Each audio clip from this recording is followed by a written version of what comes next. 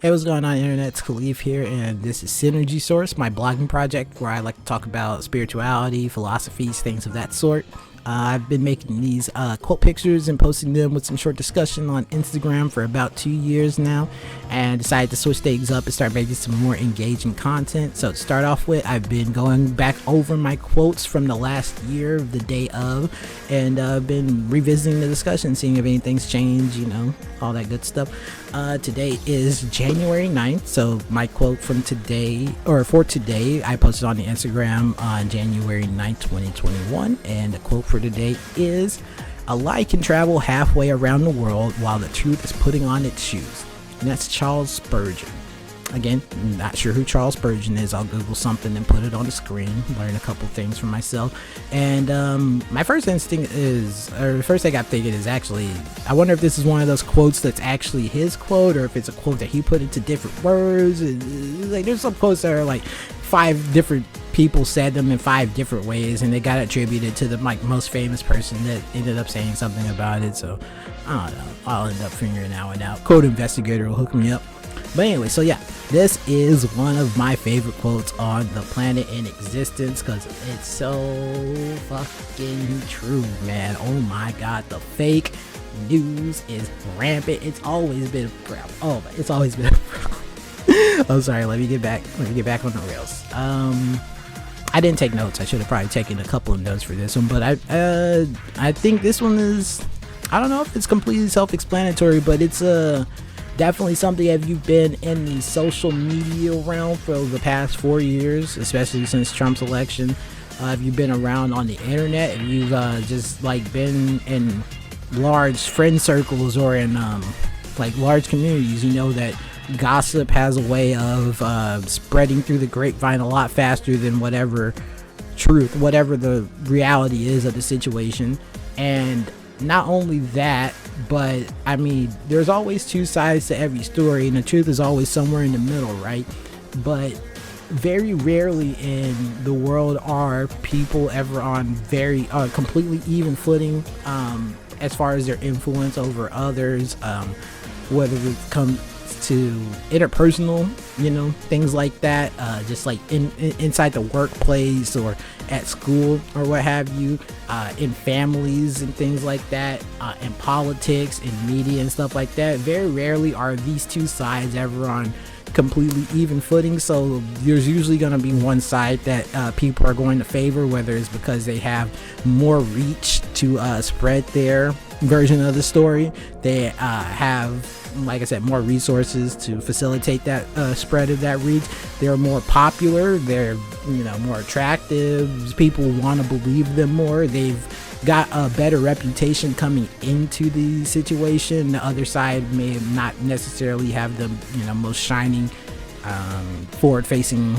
They might not have the best image and stuff like that. So it's depending on the situation, it's really easy to mislead people, or at least fabricate stories and have them believe your version of the story.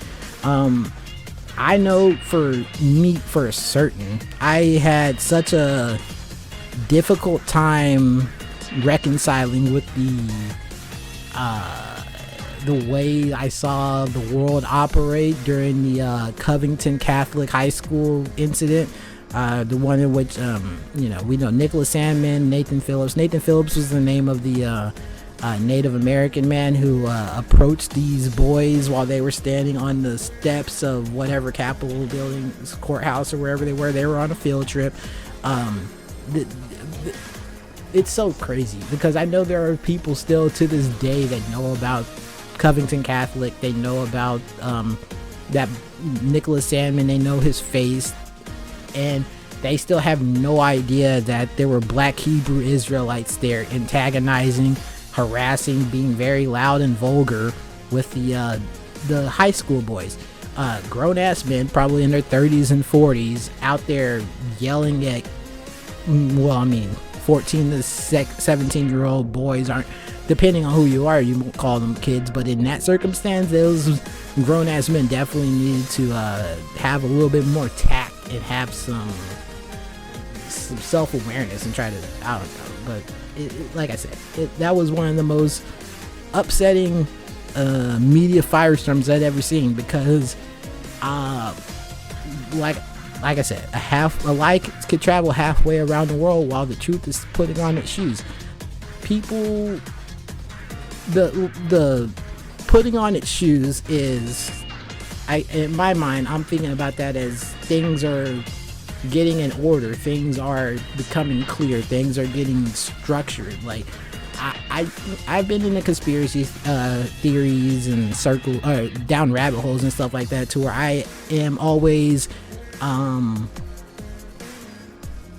not reluctant to believe official sources, but I do know that there are certain agendas that are always at play, and that you got to take things with a grain of salt.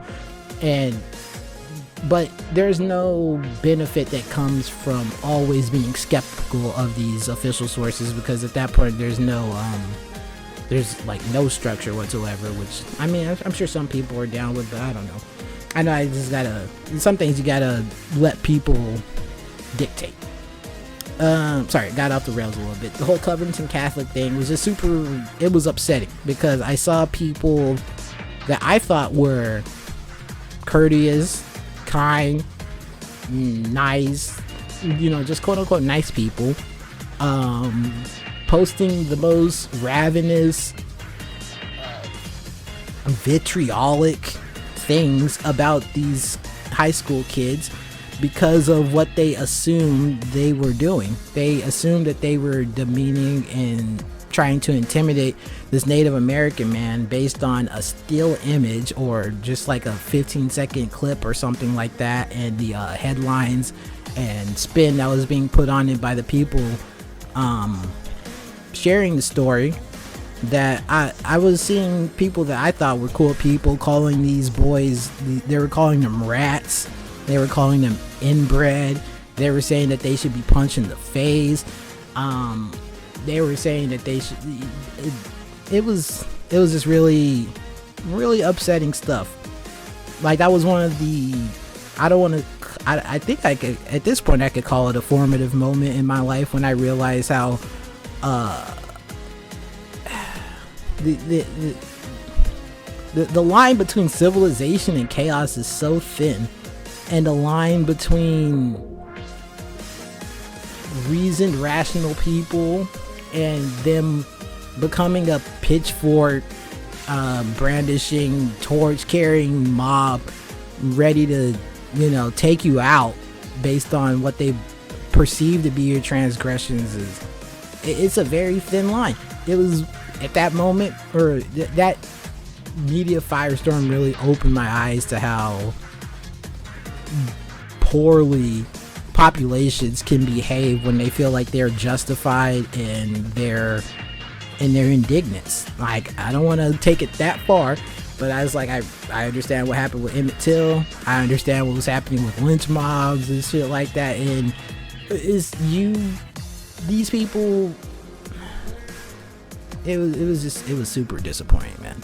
That's all I can really say. It was really disappointing, because like I said, people that I thought were good people I spent time with, people I've been to their homes and stuff like that I thought were good natured people, but you can see how quickly their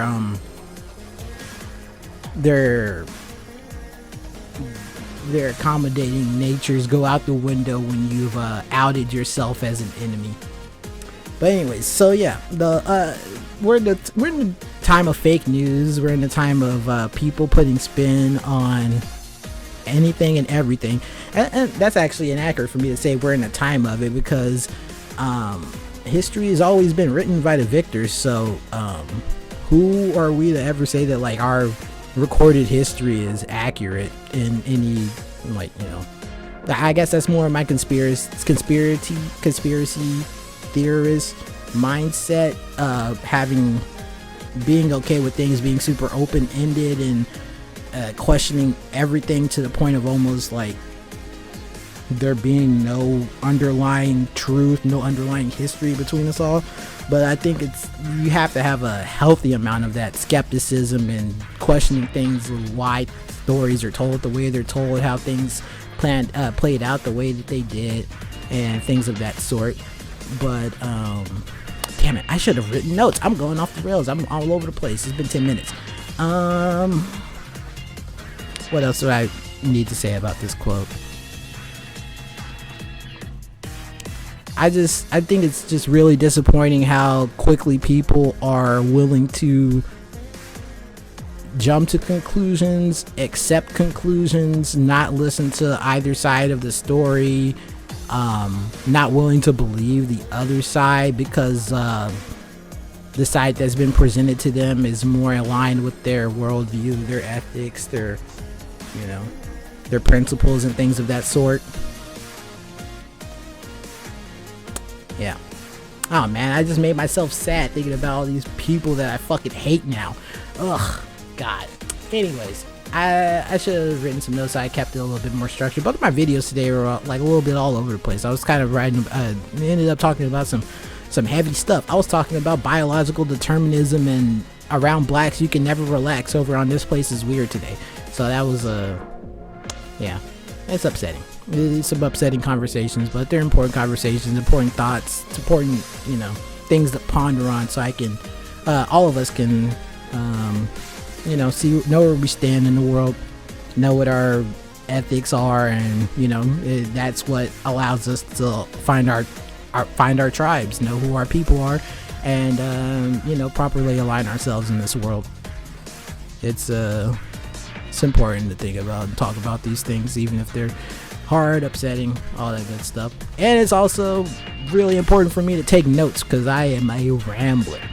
And with all that being said, I appreciate you if you ended up clicking on this one. I'm done talking about this for today. Leave me a comment and we can talk about some more. Maybe I can get a little bit more organized in my thoughts. I'm always much more organized in my written speech than I am in this sort of speech, especially without having taken a little bit of notes to keep me on the rails. But anyways, all that stuff being said, I appreciate you. Click around, find something else that I did. I would appreciate that.